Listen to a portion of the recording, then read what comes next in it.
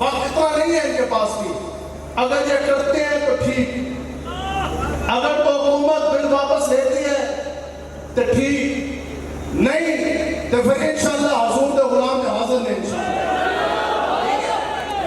اور تو واپس تو ہونا ہے. لیکن ہم یہ چاہتے ہیں کہ پھر لبرل تے لنڈن میں انگریز ہے, پھر بڑھ بڑھ کر انتظام یہ پریشر گروپ ہے.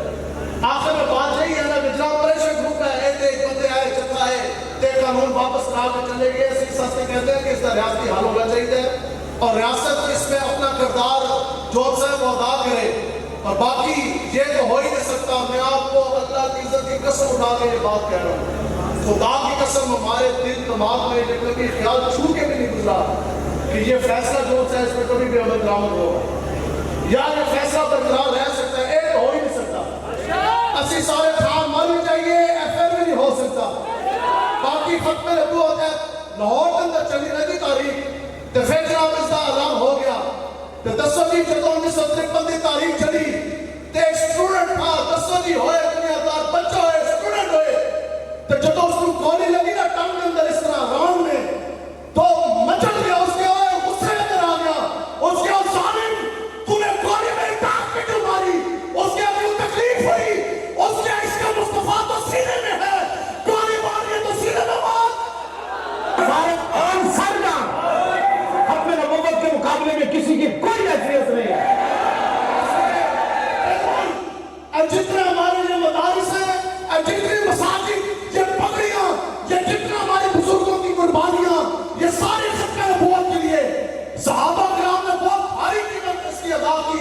اور اتنے بڑے بکواسات, میں خالی ایک بات اسی ویسے سے قول دستے نہیں ہے اس بکواسات. آپ سوچیں کہ آپ یعنی کوئی مذہب نہیں ہے, کوئی ریلیجن نہیں, کوئی مذہب نہیں. مائنورٹی کمیشن پاکستان میں اس سے اندراج ہی نہیں ہے.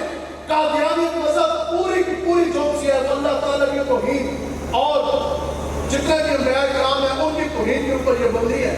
بتاؤ جی سورہ مائدہ کے اندر اللہ تبارک و تعالیٰ نے انبیاء کرام سے یہ عہد دیا, قرآن کے اندر موجود ہے نا, عقیدہ ختم نبوت کے اوپر قرآن مجید کے اندر قریب 100 آیات مبارکہ ہیں, 210 احادیث مبارکہ ہیں.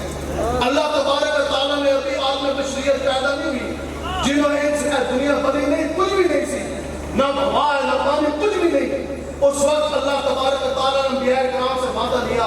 کیا وعدہ لیا کہ پھر اگر میرے حبیب خاتم النبیین آپ کے پاس تشریف لے کر آئے تو پھر آپ سب نے ضرور بالضرور ان پر ایمان بھی لے کر آنا اور ان کی مدد بھی کرنی ہے. اس کس کا وعدہ ہے؟ اللہ تعالیٰ نے تمام انبیاء کرام سے. بس نماز کا وقت ہے, میں بات سمجھنے کو 2 منٹ کے اندر.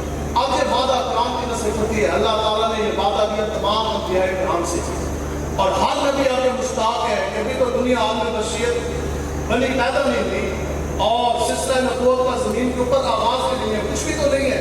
اب ہر نبی مشتاق ہے کہ یہ رب کا محبوب جس کے بارے میں ہم سے وعدہ دیا جا رہا, ہم اس سونے محبوب کے بعد دعا چہرے چمکتے کی زیارت تو کریں, ان کی مدد تو کریں, ان کی خیر تو کریں, ان کے امتیوں کے اندر ہم داخل تو ہوں.